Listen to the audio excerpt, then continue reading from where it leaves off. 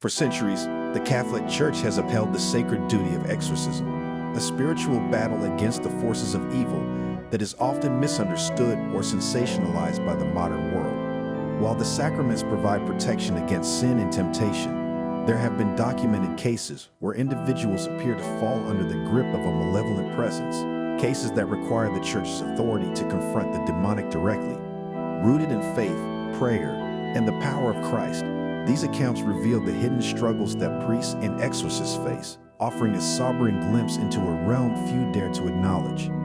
Here are chilling exorcism stories we don't talk about enough. During a general audience with Pope John Paul II, a 19-year-old woman named Sabrina suddenly began screaming, speaking in a deep, unnatural voice, and exhibited violent behavior that required 10 people to restrain her.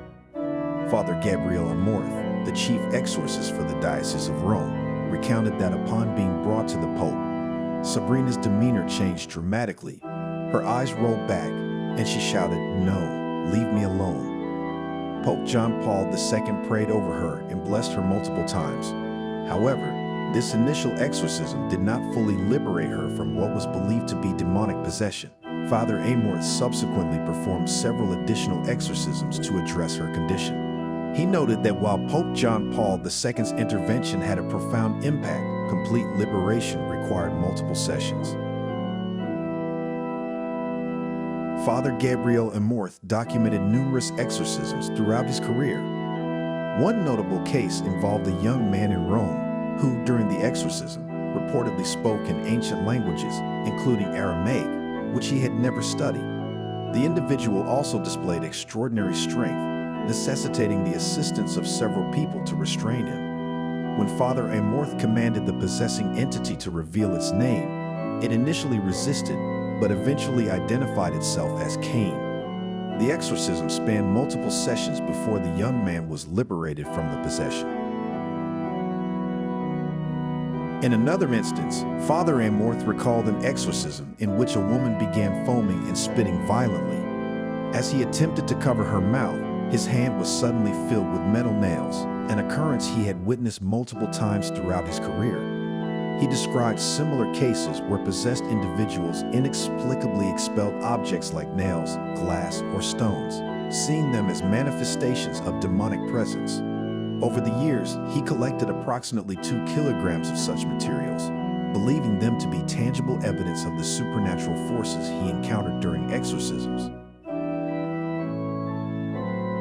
The 1949 exorcism that inspired the Exorcist movie remains one of the most famous cases. The true story follows a teenage boy, referred to as Roland, who began experiencing disturbing phenomena after the death of his aunt, the one who first introduced him to an Ouija board. Initially, the family sought help from their Lutheran pastor, who recommended they contact the Catholic Church. Jesuit priests performed exorcism rituals over several weeks. Those involved described extreme physical and psychological manifestations during the process, such as scratching sounds, moving objects, and strange marks on Roland's skin. As the ritual progressed, his behavior grew more violent and inexplicable, including seizures, spitting at those present, and maniacal shouting and laughing. After multiple sessions of intense prayer and rituals, the exorcism was ultimately deemed successful.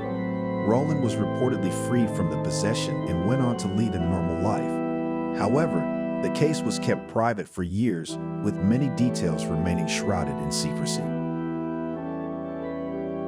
Martha was a 20-year-old Spanish university student who began experiencing unexplained symptoms, including migraines, convulsions, and aversion to religious objects. Her mother sought help from various dioceses until she contacted Father Jose Antonio Fortea. He determined Martha was possibly possessed and began exorcism sessions on March 23, 2002. During the ritual, 5 demons were identified, including Zabulon, Azabel, Fausto, and Perfidia. It was believed they had entered Martha through a death spell cast by an obsessed acquaintance. The Vatican recognized and validated the case, which lasted 6 years, after which Martha showed significant improvement and returned to a normal life.